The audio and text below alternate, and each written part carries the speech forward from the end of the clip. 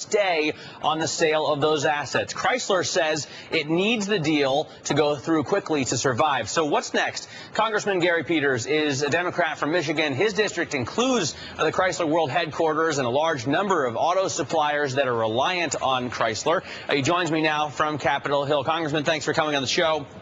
Great to be with you, Matt. Let me ask you first how you expect this to play out here. When do you expect the Supreme Court to say if it will actually hear this case?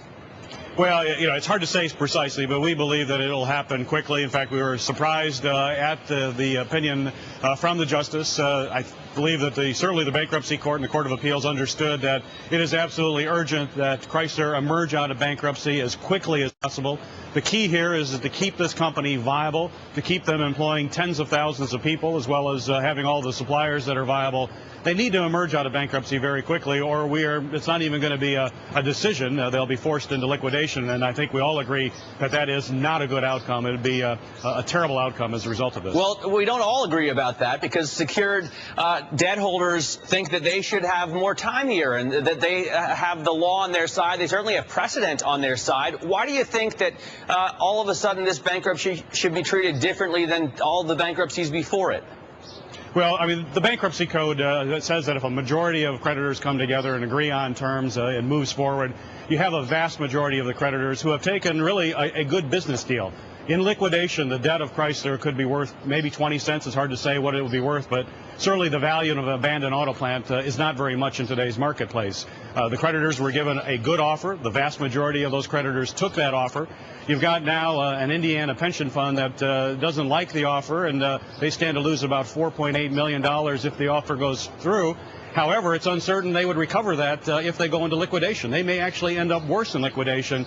And the one thing that is for sure is the state of Indiana will lose $20 million of tax revenue per year from Chrysler Corporation. 4,000 individuals in Indiana will be laid off. Unemployment comps will go up. It will not be a good thing for the taxpayers of Indiana or the citizens of Indiana if the treasurer gets their way and forces Chrysler into liquidation, and it's also doubtful whether or not those pension holders will get what they think they're going to get. So you basically think because of their minority position, Ruth Bader Ginsburg and the rest of the justices should throw this out.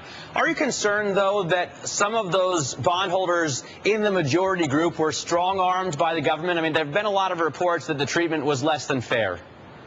Well, you have to look at the numbers. Moody's valued that debt at about 20 cents on the dollar.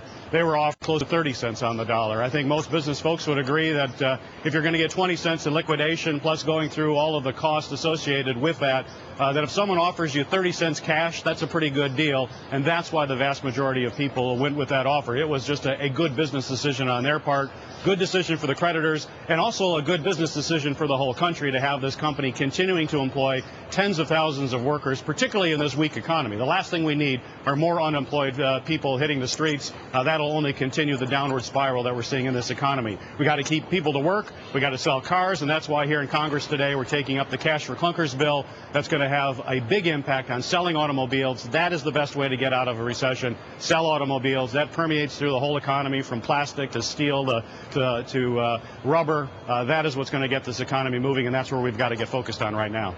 All right, Congressman, thanks so much for joining us. Representative Gary Peters joining us from Capitol Hill. We take a quick